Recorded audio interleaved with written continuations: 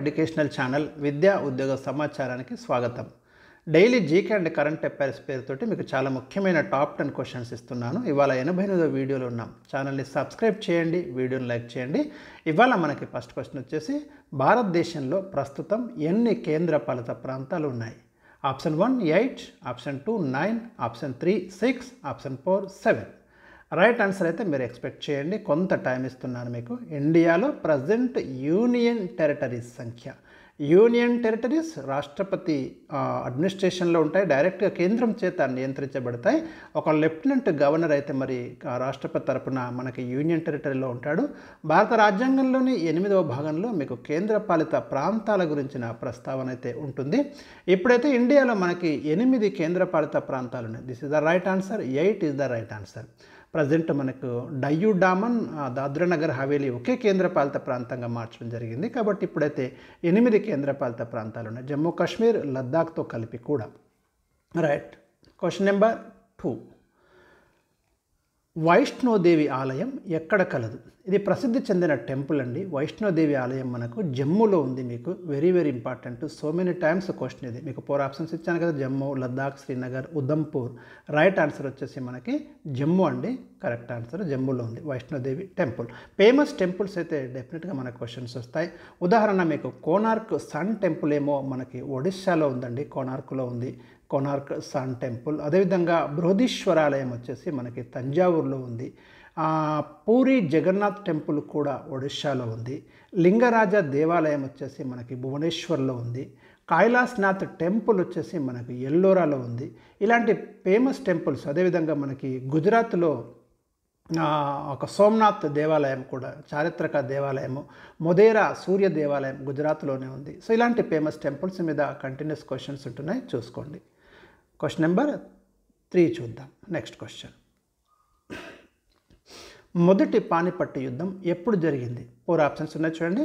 1526, 1556, 1761, 1757.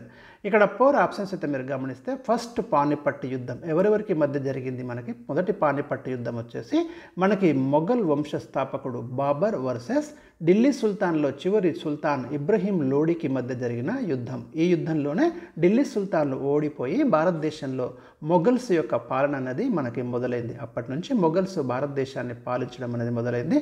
దాన్నే మనం మొదటి పానిపట్టు యుద్ధం అంటాం. అది 1526లో జరిగింది. Option 1 is the right answer. 1556లో మీకు 2వ పానిపట్టు యుద్ధం జరిగింది. 1761లో మీకు 3వ పానిపట్టు యుద్ధం జరిగింది.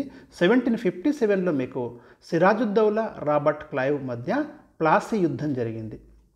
ఈ ప్లాసీ యుద్ధంతోనే భారతదేశంలో బ్రిటిష్ పాలనకు బీజం వేయడం అనేది జరిగింది. సో ఇది ఇక్కడ important. And question number 4 today.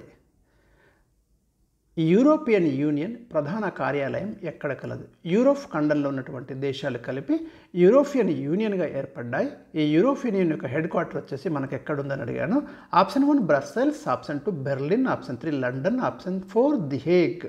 Brussels వచ్చేసి మనకు బెల్జియంలో ఉందండి, బెర్లిన్ వచ్చేసి జర్మనీ, లండన్ వచ్చేసి ఇంగ్లాండ్, ది హేగ్ వచ్చేసి మనకి నెదర్లాండ్. సో రైట్ ఆన్సర్ వచ్చేసి మనకి బ్రస్సెల్స్ అండి. ఇది right answer, Brussels. European union headquarter వచ్చేసి మనకి బ్రస్సెల్స్లో ఉంది. Next question. Question number 5. మానవ శరీరంలో అతి చిన్న గ్రంథి ఏది? The smallest gland in human body. First option pituitary gland, second option pancreas క్లోమ గ్రంథి, ఆప్షన్ 3 థైరాయిడ్, ఆప్షన్ 4 లివర్ కాలేయం. అతి చిన్న గ్రంథి మానవ శరీరంలో ఏదన్నాను. 4 ఆప్షన్స్ అయితే మీ ముందున్నాయి. ఆన్సర్ అయితే ఎక్స్పెక్ట్ చేయండి. ద రైట్ ఆన్సర్ వచ్చేసి మనకి పిట్యూటరీ గ్రంథి అండి. మెదడులో చిన్న బఠానీ గింజ పరిమాణంలో ఉంటుంది. ఇదే మానవ శరీరంలో అత్యంత చిన్న స్మాలెస్ట్ గ్లాండ్, చిన్న గ్రంథి. Question number 6 today. చేప హృదయంలో గదుల సంఖ్య ఎంత? రైట్ ఆన్సర్ వచ్చేసి ఇక్కడ ఫస్ట్ ఆప్షన్ 3 చూడండి, 2 4 3 2 4 1. What the right answer? చేప హృదయంలో గదుల సంఖ్య 3 4 2 1. రైట్ ఆన్సర్ వచ్చేసి మనకు చూడండి ఆప్షన్ 3, 2 గదులు మాత్రమే ఉంటాయి చేప హృదయంలో. And question number 7. భారత రాజ్యాంగ సలహాదారు ఎవరు? Option 1 B Narasimha Rao, option 2 B R Ambedkar, option 3 Jawaharlal Nehru, option 4 doctor Babu Rajendra Prasad. Adviser, భారత రాజ్యాంగ సలహాదారు ఎవరు? ఇక్కడ రీసెంట్గా మనకి గ్రూప్ 2లో కూడా డైరెక్ట్ క్వశ్చన్ వచ్చిందండి ఇది. రైట్ ఆన్సర్ వచ్చేసి బెన్నగల్ నరసింగారావు భారత రాజ్యాంగం యొక్క సలహాదారుగా ఉన్నారు. Option 1 is the right answer. And next question number 8. క్రింది వానిలో మిశ్రమ గ్రంథి ఏది? మిక్స్డ్ గ్లాండ్ అంటాం కదా, అంటే వినాల గ్రంథి. కొన్నేమో నాల గ్రంథులు ఉంటాయి మన శరీరంలో, కొన్ని వినాల గ్రంథులు ఉంటాయి, కానీ ఒక గ్రంథి మాత్రం మిశ్రమ గ్రంథిలాగా పనిచేస్తుంది. ఆప్షన్ 1 పిట్యూటరీ గ్రంథి, ఆప్షన్ 2 కాలేయము, ఆప్షన్ 3 క్లోమము, ఆప్షన్ 4 థైరాయిడ్. రైట్ ఆన్సర్ వచ్చేసి క్లోమం అండి. ఇది మనకి మిశ్రమ గ్రంథిలాగా పనిచేస్తుంది. క్లోమ గ్రంథి స్రవించే ఇన్సులిన్ రక్తంలో మనకు చక్కెర స్థాయిలను నియంత్రిస్తుంది. Very very important. Question number 9. బాలగ్రంథి అని దేనిని పేర్కొంటారు? కంటిన్యూ అడుగుతున్నటువంటి ప్రశ్న అంటే ఇది. ఫస్ట్ ఆప్షన్ థైమస్ గ్రంథి, ఆప్షన్ 2 క్లోమ గ్రంథి, ఆప్షన్ 3 అధివృక్క గ్రంథి, ఆప్షన్ 4 లాక్రిమల్ గ్రంథులు. లాక్రిమల్ గ్రంథులు కన్నీటిని స్రవిస్తాయి. రైట్ ఆన్సర్ వచ్చేసి మనకు చూడండి option 1 is the right answer, thymus గ్రంథి. దీన్ని మనం బాలగ్రంథి అంటాం. Last question today, question number 10.